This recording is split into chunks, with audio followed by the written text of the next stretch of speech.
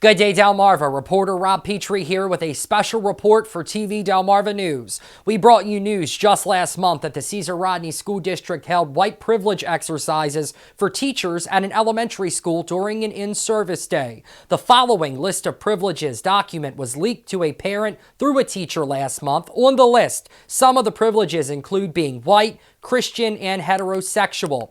Now, a FOIA request was filed after district officials refused to provide any details on the program. We now have new insight into that program and how the district conspired to keep parents in the dark. The program, held on October 8th, was organized by staff at Nellie Stokes Elementary School. According to the FOIA details, materials used in the workshop were gathered from a site called socialjustice.toolbox.com. In the workshop, teachers were provided fake money and asked to purchase privileges for $100 each. The district actively conspired to cover this up at the time, and the emails included in the FOIA prove it. Timestamps show that the district spokesman, Mike Williams, sent emails acknowledging the document and the program prior to a phone call that we had with him around noon on November 19th.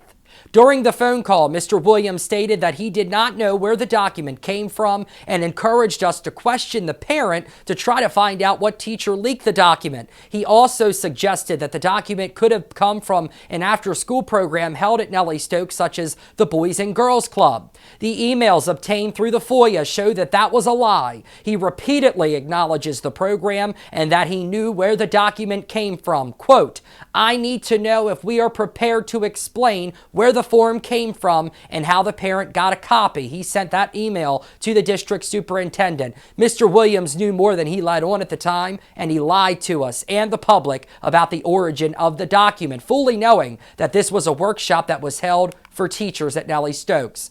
Furthermore, Mr. Williams went on to insult our station and its viewers, essentially stating that because we are not a larger broadcast television station, that they are not required to respond to our inquiries, saying, quote, "What needs to be decided now is if it's better to answer or to allow the story to run without a more detailed reply from the district. This isn't WBOC or another larger broadcast, but it will certainly feed into the, quote, they are hiding something aspect to the population that does follow this station."